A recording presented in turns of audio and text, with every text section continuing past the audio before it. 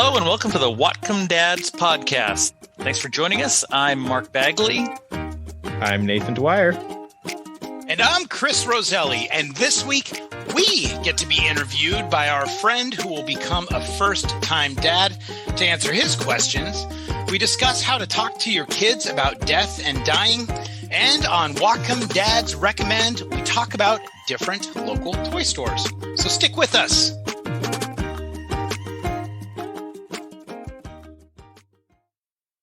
Gentlemen, we're back. It's a Sunday night. We must be recording episode 18. 18. It's one of my favorite numbers. We're legal. We are legal. We can vote. We can't. We can vote. We can buy tobacco. Yeah, we can buy tobacco. We can't buy marijuana or alcohol yet. We can go to war. We can be drafted. We can drink in Mexico. All right, Mark. I owe your daughter an apology. And why is that, Nathan? Well, it was pointed out to me by a friend in a very thought-provoking and non-critical way that my comment about being surprised that she would enjoy a car show sort of plays into gender roles. Gender stereotype, yeah. Gender stereotypes. And I try so hard not to do that, especially with my kids. My daughter watched car racing with me today. My son has dolls, and I just slipped back into it. And I know better and I want to be better. And I think gender roles is a topic we should tackle at some point. But Allie, if you're listening, I am sorry for that. It may take more than that. I guess sincere apology, though, to repair the damage that you've done. Do you think she even listened? No, she didn't listen. You know, it's interesting you say that, though, Nathan, because I listened to the podcast, and when you did say that, I didn't really think a whole lot of it, but I do remember sort of thinking, it was a gender stereotype, but I'm super aware of that stuff because I am raising two daughters, right? It's something that I never would have been aware of until I had two daughters of my own. Well, I appreciate that, Chris, and your experience with two daughters, but I also have two daughters. So I know, but no, that's true. They're old enough now. And I do have an announcement to make. My 2-year-old is now 3, so we have no business talking about 2-year-olds anymore. There we go. They keep getting older no matter how much you want to keep them small. Yes, they do. Yeah, mine just turned 12. Same day. I know. They are birthday buddies. They are birthday buddies. Yeah. Yep. So did you guys watch the show This Is Us? Yes. Speaking of car seats. Oh, yeah. Oh, my gosh. Yeah. Man. How timely was that? It's perfect. It was perfect. Oh, my gosh. I told Annette that we should have the cast listen to the podcast just so they understand what to do. And Chris, you sent me a picture of an article about car seat cleanliness. Yeah, it was in the Costco Connection magazine, and there was this whole piece about how the child seat in a car is the dirtiest, most bacteria-infested surface in the entire car. And most people, right? The car seat is so disgusting. I mean, it's so gross, and most people don't wash the liner. And so the article talked about how you really need to wash the liner and keep the car seat clean. I think that when our kids finally got out of the car seats, that we took the liner out. And you've heard those experiments when it's really, really cold. If you put your jeans in water and they stand up by themselves, that's how our liner was when we took it out of our car seat. It just stood up by itself. It was so gross. We did have to move Ellen off of the latch system to the seatbelt system. So Erica's advice on the proper weight to do that was timely, as she had just bumped up over that. We also talked about hobbies last week. And Mark, I learned on social media yesterday that the hobby you shared with your son must have caught on, because did he provide color or play-by-play for 3 sporting events in one day yesterday? Yes, he is the voice of Western Washington University Vikings softball, and they had a doubleheader that began at noon and didn't end until 5:45. So it was 5.5 hours of Ben Bagley talking to himself. And then he sprinted to Carver Gym where he did color commentary on the women's basketball game. So he had a very busy day yesterday. My gosh. Imagine if you had not introduced him to sports. He may not be so deeply entrenched these days. As a college senior or junior? He's a fourth-year student, but he'll be there for a fifth year. So you could call him a junior or a senior. But he's loving it. He's so grateful for the opportunity, and he really, really loves it a lot. And he's good. He's really good. He's not too bad for a punk kid, yeah. We always talk about how long it's been since Mark has had little kids. And for Chris, it's been a little while for you. So we're going to play a quick game here. When I was at Hagen this week, I looked at 5 typical things you buy for a baby or toddler.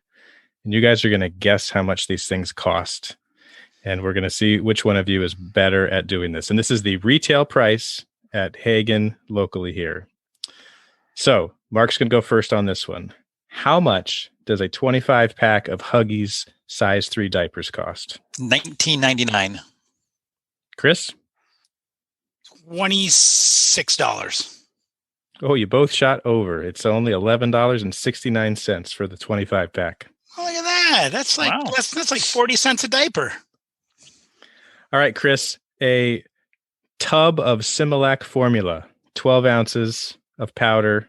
What does that go for these days? $9. I was going to say $9.99. $19.29. Oh my gosh. See, Mark, back to you. A 2-pack of Philips toddler pacifiers. Oh, that can't be more than $4.75. $7. $6.99, Chris. If this was Price is Right, you would have won both showcases. You darn No. I would have gone over. Yeah. Price is Right. You can't go over. Well, we're not playing Price is Right rules. We're playing closest to. All right, 2 left. Chris, a 2-pack of Gerber sweet potato baby food. 2 2-ounce portions. Those little plastic cups. Is that what those are? That's right. $2.59. I'm going to say $1.74. $1.49. Ooh. A tube of Desitin diaper rash cream. What do you think, Mark? Oh, I buy that all the time for my age. I need it. So that runs me $4.79. Chris? Boy, that's really close, I bet. I'll say $3.79. Ooh, the Desitin is $6.29. Jeez. Mark is the winner on Guess the Price. My gosh. Get mine on clearance at the dollar store. It stings a little bit, but it gets the job done.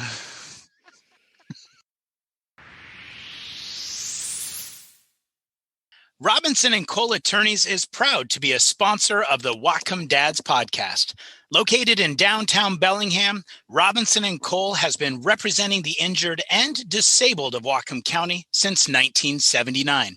If you or someone you know has been injured in an auto accident or suffered an on-the-job injury, call Robinson & Kole to schedule a free, no-obligation video consult with one of their 5 attorneys.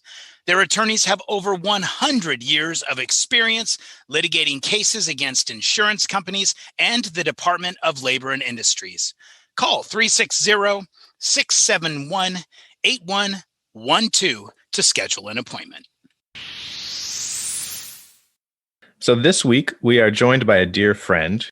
He is expecting his first child later on this summer, and we thought it would be fun for him to toss any questions he has as he awaits the birth of his child so that we can give him some thoughts and maybe he can learn from our mistakes. So joining us this evening is our friend Ross Zimmerman. Hey, Ross, how are you?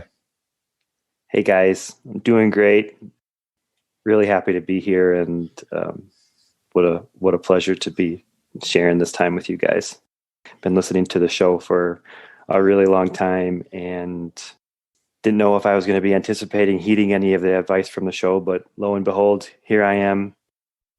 Well, you're heeding our advice. You're in big trouble, man. Yeah, I was going to say, listen to everything we say and then just do the opposite and you'll be fine. I have to say, you guys make it sound like it's not too hard. So I respect and appreciate all your input.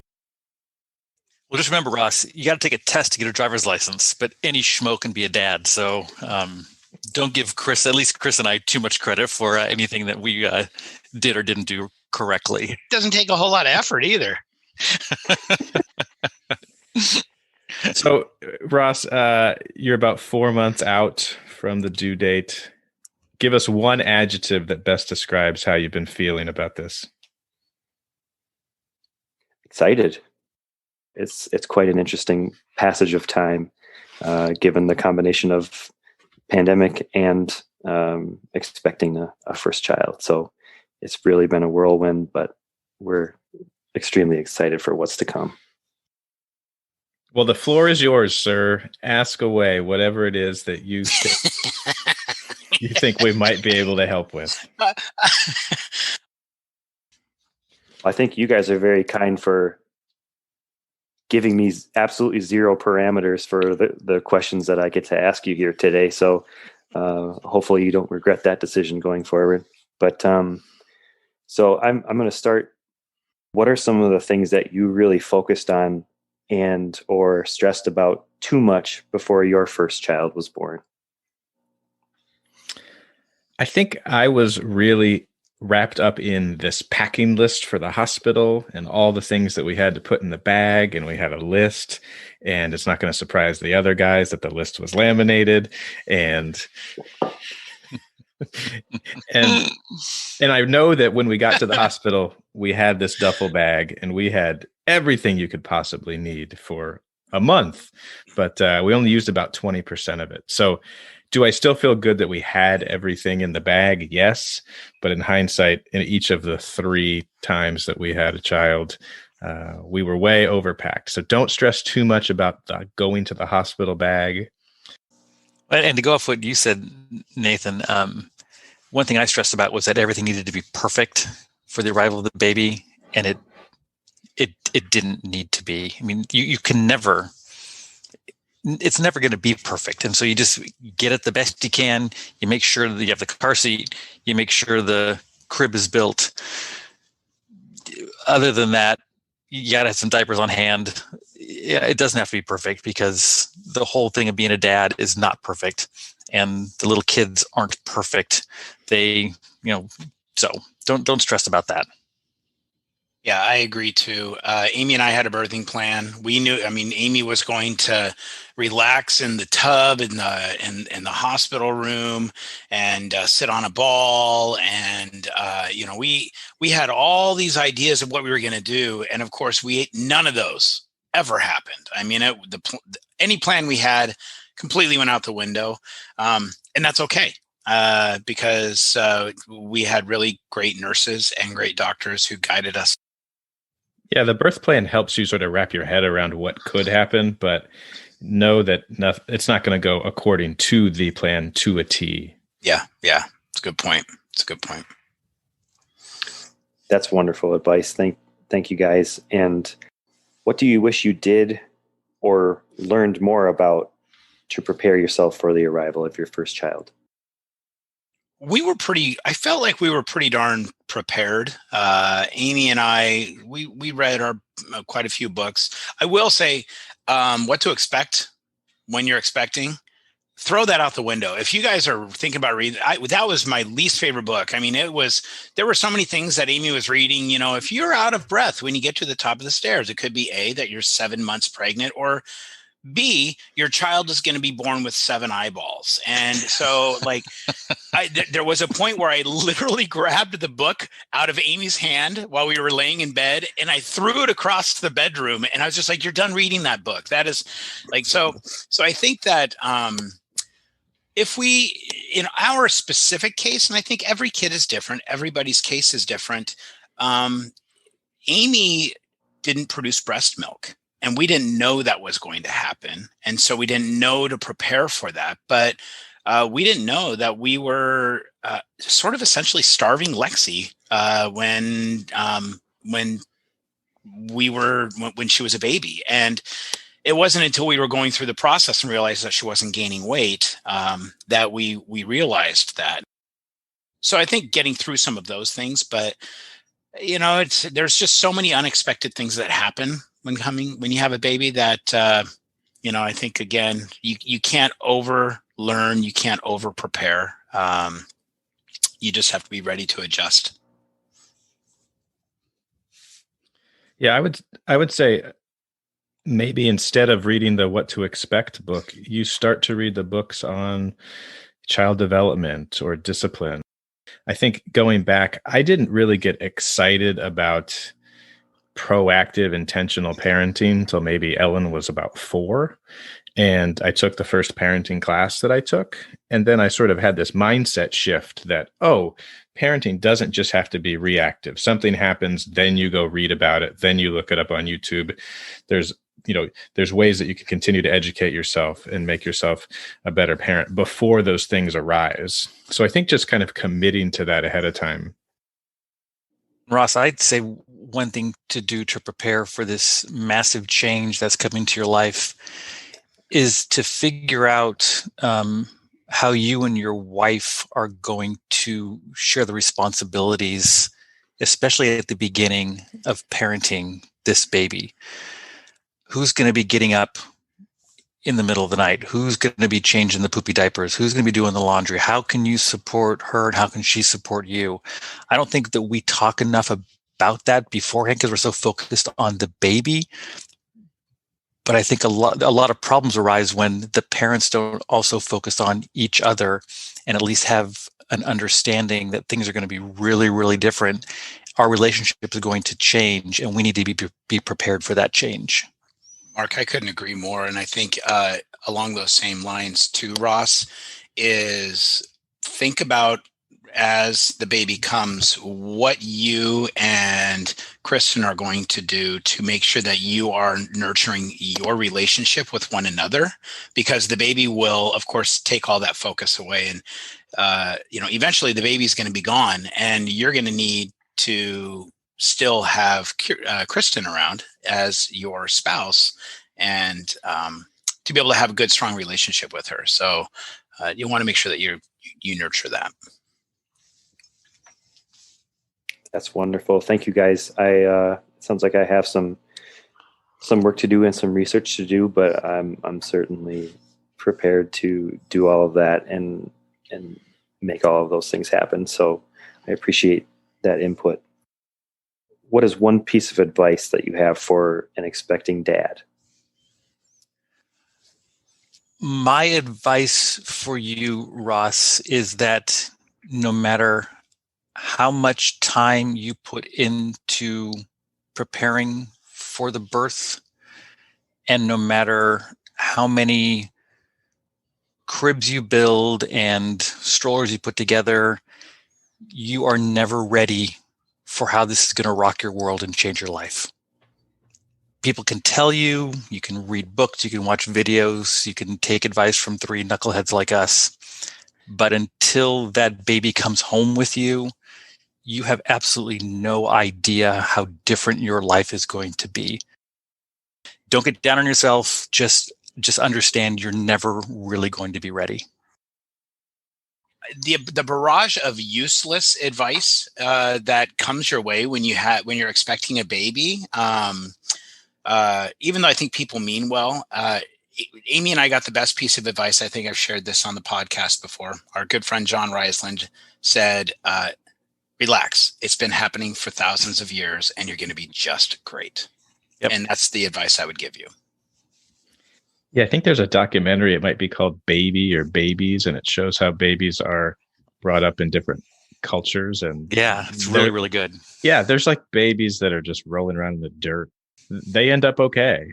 I think my piece of advice, you're going to have to go forward a couple of years to maybe when they're a toddler. And it was one of the hardest things for me to do. And I think it's hard for a lot of dads to do because as guys, we don't talk a lot about feelings. But one of the hardest things for me to do was to sort of start to connect with my kids about their feelings. And I had difficulty naming my feelings, talking about them. And so being able to develop that relationship with them and trying to make them be compassionate and caring and responsible. Really sort of had to rewire my own brain to know that talking about feelings was okay. And the more I could talk to them about it, I was able to, I think, connect better with them. I think that's really great advice, Nathan. And I see that as taking any type of what you might consider a weakness for yourself and trying to use your new child as an opportunity to turn that into a strength for them or a learning experience for yourself. What were your favorite things to do to coddle and support your significant other during their pregnancy? Dairy Queen blizzards. Ben and Jerry's ice cream. Yeah, I mean, you have to sort of take sort of like a servant's heart and know that they are in a very difficult situation. And as the pregnancy progresses, they're going to be less able to do chores and cook meals and things like that. But to spoiler, the quickest way to her heart was that blizzard. So if you can figure out what it is for your wife that will just cheer her up, help her get her through another tough day, find it and use it often. Yeah. Russ, it was, I massaged Amy's feet every night. So we get into bed, I'd massage her feet. And it was also a nice time for us to be able to just kind of connect and talk about where we were excited and maybe if we had some worries and things like that. And so that was really one of the ways that I could certainly help support her. The other thing is she had some back pain, and so we would sleep back to back to one another, and I would push my rear end up against her back so she could lean on it, and it would be a counter pressure, which felt good to her. So that's we slept like an angry couple for like the final month of the pregnancy, back to back, just because it was a lot more comfortable for her.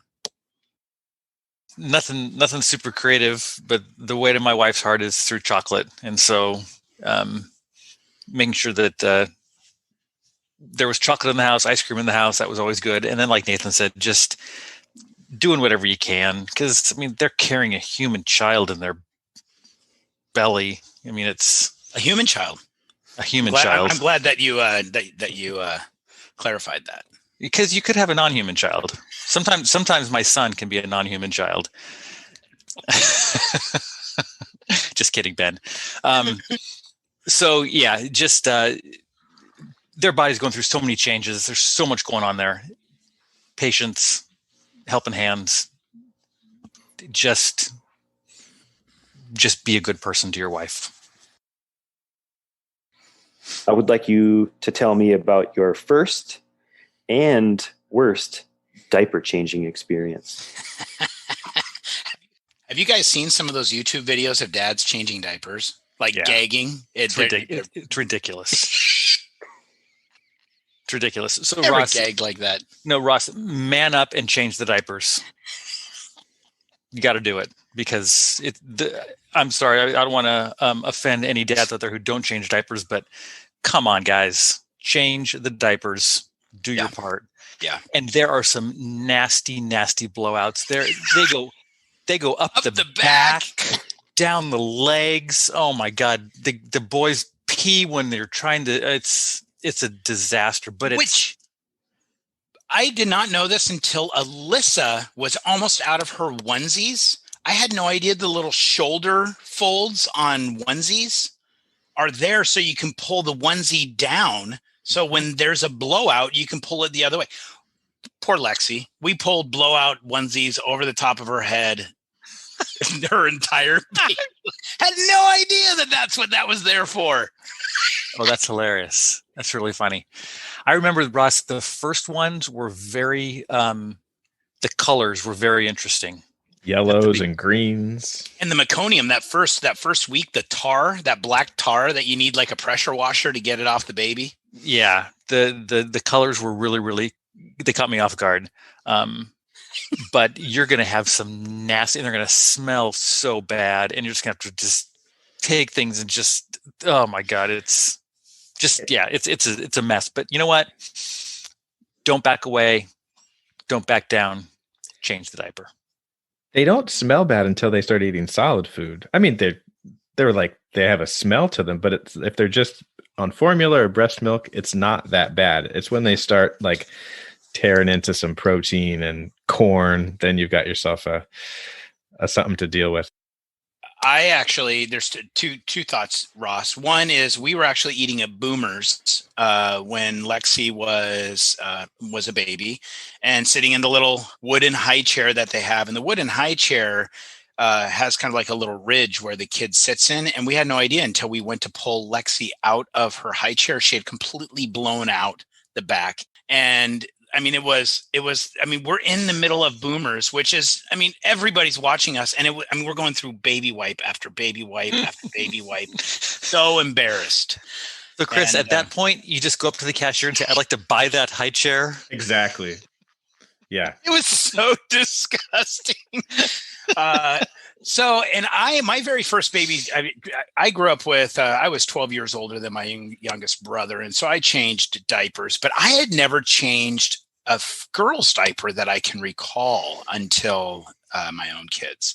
And there's a lot of cracks and crevices and folds, and Amy was just like, Chris, you are not getting everything. You like, look at this. You are missing all of this. And of course, learning how to wipe from front to back and all those other things too. Totally different thing. But I had no idea how much effort it would take to make sure that I got a girl clean. Boys, I don't know. It's just simpler. I don't know why. Well, Ross, this has been fantastic. I am so glad that you had the opportunity to pepper us with questions.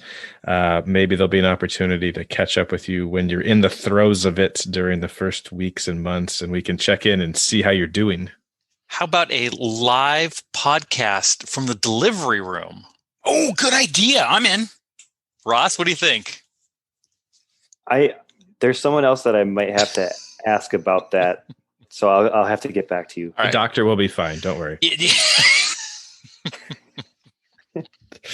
Or we could have listeners write in with what the name should be for your son. There you go. There you go. I love that. We're open to suggestions. It has to go with Zimmerman, though, right? Yeah. Has to go with, not necessarily. We're open to all names, and would love to hear some suggestions for sure. Listeners out there, if you suggest a name and Ross chooses it, we will get you a Whatcom Dads podcast hat. So if that's not incentive enough, I don't know what is. And on that note, Ross, thanks so much, man. Best of luck to you. Can't wait to watch you go through this. Thank you for having me, guys. This has been really great. I appreciate all your wonderful advice. I hope that we get an opportunity to do this again soon. I'm happy for you, man. You're going to be a great dad. You really are. Congratulations. Well, guys, when we chose this week's parenting topic to discuss, I didn't really realize that we would be going at odds between this joyful occasion with Ross about having a new baby and then deciding to talk about death and dying. But something that does come up and something that's important to really have a plan maybe in place on how to deal with it with your kids. I know that when my wife's grandmother was sort of coming to the end, we bought a couple of books and tried to intersperse those in reading with the kids to sort of prepare them for what eventually was going to happen. And I think that did go a long way for them having some frame of reference.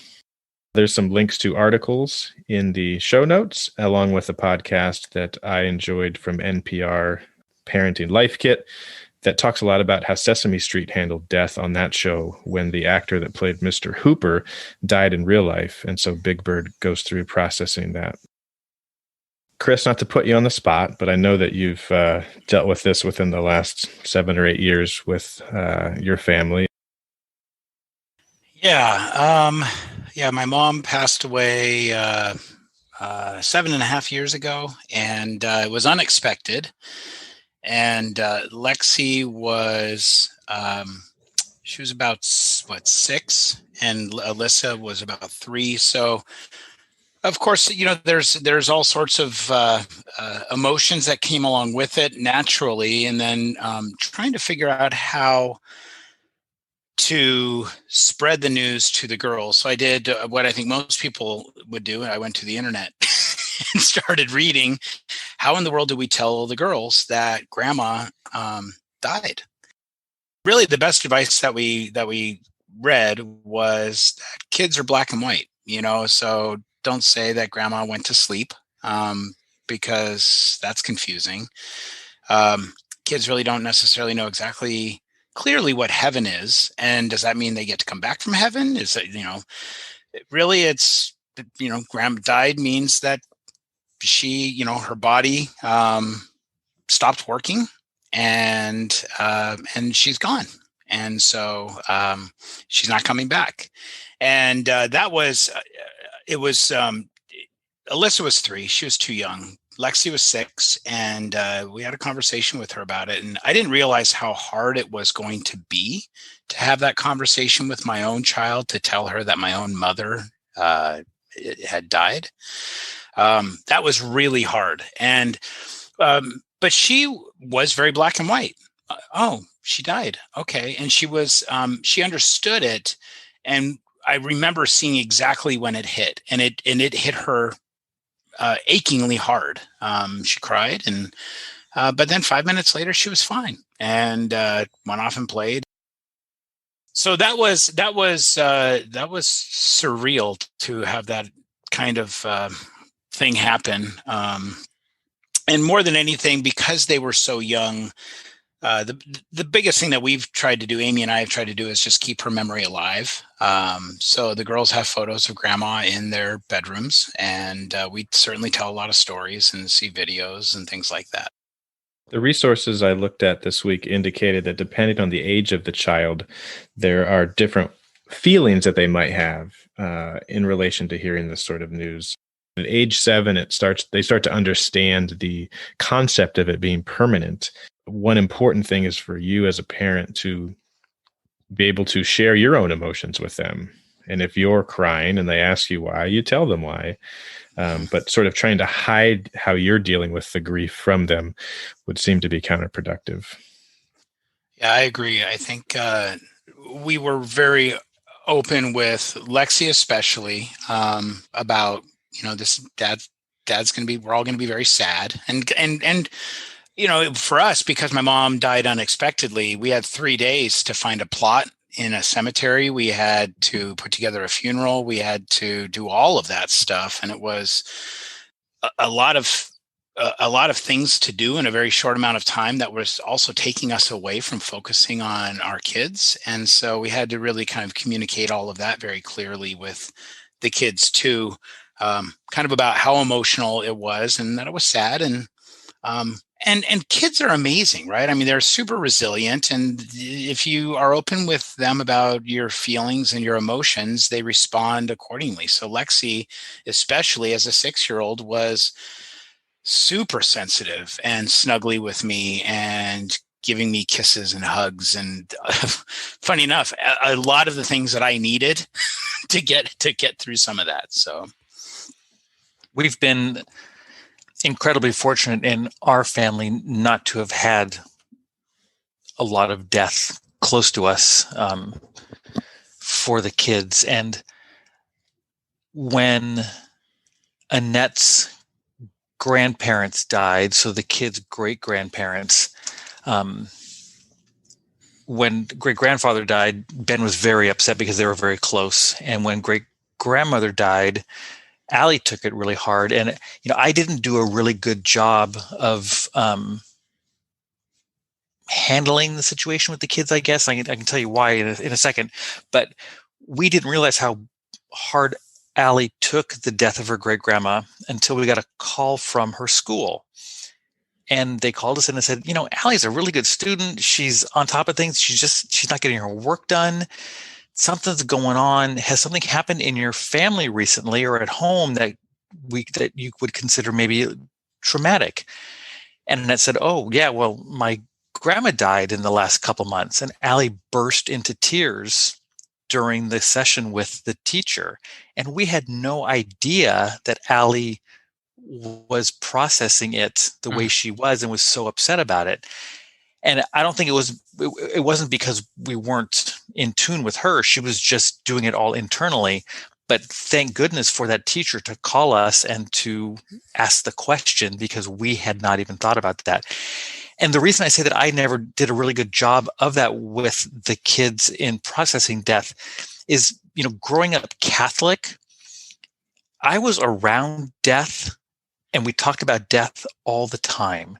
I mean, when I was in grade school, I was probably an altar boy at 2 funerals a week. And it wasn't a big deal. Yeah. And, if you're, anyone in the Christian faith, you talk about Jesus dies. And I guess I can't remember ever talking about it growing up about death. And so we never really talked about it with our kids as well, because I just assumed that they kind of knew because I knew. And that was probably a pretty bad oversight on my part looking back at it. Sure. And I had a little of the opposite experience. Aside from any funeral I might have attended as a child that I don't remember, the first funeral I attended that I remember, I was 28 years old. So somehow I went through just the vast majority of my life without anybody close dying who lived nearby. I had more distant relatives. So myself, my own processing of it, I really haven't had to do that. And we talked about it in the pet episode early on, having a pet and dealing with death and teaching kids about death through the death of a pet. You don't want to minimize death ever, but that can be a good way to teach your children about the permanency of death and what it actually means. It's hard. I agree. But, it's just kind of a reality. We had two goldfish die this week in our house. Ooh, oh man. That's a tough week. And each child has their own guppy. And so Ben's survived and Ellen's went first, which I think was helpful because she was the oldest and she could process it. And then Molly's went 2 days later. And so by that point, she didn't really understand, but she knew that we had already buried Ellen's. As of yesterday, we're back up to 3. Some new folks joined the tank. But yeah, it really is a good time to talk about it. Another thing is like when they're outside playing with bugs and things, I mean, they're bound to come across dead bugs or step on a bug. Just showing them like, here is something that's dead. It can't breathe. It can't move. But talk about blowing a young kid's mind with the whole concept of death. Oh, that's a big deal. And so parents, we got to put a lot of thought into how you do that, because that's a big concept for anyone to deal with. And it really did click with her when we said grandma's body stopped working. I mean, to just sort of, when something stops working, it's done. It's over. Yeah, but sometimes, Chris, you can take something to the shop and get that fixed if it stops working. Yeah, that's true too. So I don't know. I mean, I'm not trying to argue with you. I mean, it worked for you. You're right. Yeah. No, you're right. One thing that we also wanted to make clear to her too, that it just happens. It wasn't her fault. It's nobody's fault. Mm-hmm. No guilt. That is, yeah, right. Exactly. Right. Chris, you said that, after a little while, she just went and started playing again. Was it the sort of thing that she needed to process over time, over a period of days, weeks, months? Yeah, we had lots of conversations over months. And part of it was because, we had to go through my mom's wardrobe a month later. There was all sorts of things that we had to do. So it was always resurfacing anyway. And yeah, if there was ever a photo that we would find or something like that, we'd always Lexi wanted us to sit down and talk about grandma again. And so we were always revisiting conversations about grandma, and we still do now, of course, to keep her spirit alive. And as we've said 1,000 times on this podcast, or we should say 1,000 more, is so grateful for our spouses. Amy was so incredibly supportive, not only to me as her spouse, but she was so incredible in helping Lexi and Alyssa understand and process. And of course, whenever I needed a break for whatever reason, Amy was on it watching and playing with the kids. So certainly couldn't have done any of that without Amy. And like a lot of things we talk about, if you're having difficulty with it or it's not going well, don't be afraid to get outside help on this or any other topic. Or just Google that Sesame Street episode, Nathan, because I listened to that podcast as well, and it sounded pretty amazing the way that they handled it, because obviously Mr. Hooper was a real person, so the cast was dealing with his death in real life, but just how Big Bird dealt with it as well. So that, I mean, might be a good way for parents to learn. Yeah, I never realized until my wife shared with me that Sesame Street employs child psychologists on their staff. They're not just winging it when they come up with these shows. They really put a lot of thought into how they approach these topics. I'm sure they do. There are some links in the show notes to articles. I'm going to list a few books that we've found helpful. First is called Nana Upstairs and Nana Downstairs. That's by Tomie dePaola. Everyone's favorite, Mr. Rogers, has a book called When a Pet Dies that can be helpful. There's one called Lifetimes, The Beautiful Way to Explain Death to Children by Bryan, Mellonie, and Robert Ingpen. And then lastly, this book, talking about death, is 2 parts. The first is a read-along to do with your kids, and then the second part is more of a parent guide, and that one's by Earl Grollman. So check those out in the show notes if you need resources. All right, on Whatcom Dads Recommend, we're each going to talk a little bit about a local toy store so that you can have some resources when it comes time to buy that perfect birthday gift for your child or a child that's in your life. One of my favorites is the Launching Success Learning Store. And it's a store that specializes in educational materials and then games, gifts, and toys. I've had a lot of fun just perusing their shelves. I don't think I've seen a larger selection of board games anywhere else in Bellingham. And since they provide resources for teachers and folks who homeschool, there's a good mix of stuff that's just fun and then stuff that will look like fun to your kids, but will actually be teachable. And they have a huge selection of STEM materials, science, technology, engineering, and math. They're offering curbside pickup now during the pandemic. And I believe, but don't quote me, that they offer free gift wrapping. Launching Success is outstanding. And being married to a teacher, of course, we've been there a bunch of times. Yeagers, they're downstairs, is a great toy store. You can get everything from polished rocks to puzzles to Legos. They've got a great like Brio wooden train set collection to like really kind of unique games and toys, boomerangs and other kinds of stuff. So we have spent hours in that basement of Yeagers, and I'm also sort of a sucker for kitchen gadgets. And so down in that basement, they also have kitchen gadgets. So I'll kind of sneak away and go look at kitchen gadgets. So you can leave with a boomerang and a cast iron pan all on the same shopping trip. Yeah, Yeagers, we love going to Yeagers. That was a great place. Kids really enjoyed there. Super simple, not a toy store, but I would take the kids grocery shopping every Saturday, just giving that a little bit of a break. And we always would hit Fred Meyer and Costco. But at Fred Meyer, more often than not, we would swing through the toy section and I would let each kid pick out one Matchbox car. Yes. And that was their little, I guess, reward for coming with me and being good. And they amassed over the years quite a collection of Matchbox cars, and they were like 99 cents. So pretty darn cheap, but very effective. Do you still have these cars? We do still have these cars, yes. Are you saving them for grandkids? We are saving everything for the grandkids, yes. Fantastic. Well, I was going to say, I have a buddy of mine who his favorite toy store is Uncle Will's, and that is the name that they have given Goodwill. And so they'll go to Uncle Will's and, say here's $2, and which $2 in the toy section at Goodwill can buy you all sorts of good stuff. And so, of course, you can find a bunch of used good toys at Uncle Will's too. Good idea.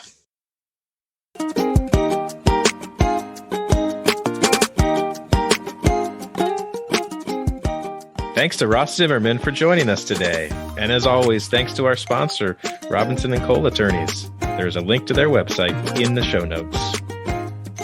Next week, we will once again be joined by local parent educator Anne Marie Reed, and maybe she and I will go mano a mano in discussing our differing parenting styles.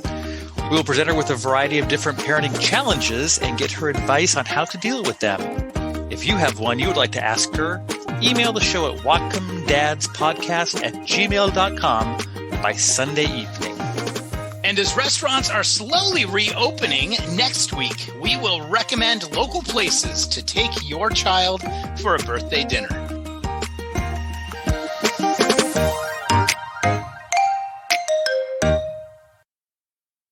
Singing in the shower is fun until you get shampoo in your mouth. Then it just becomes a soap opera.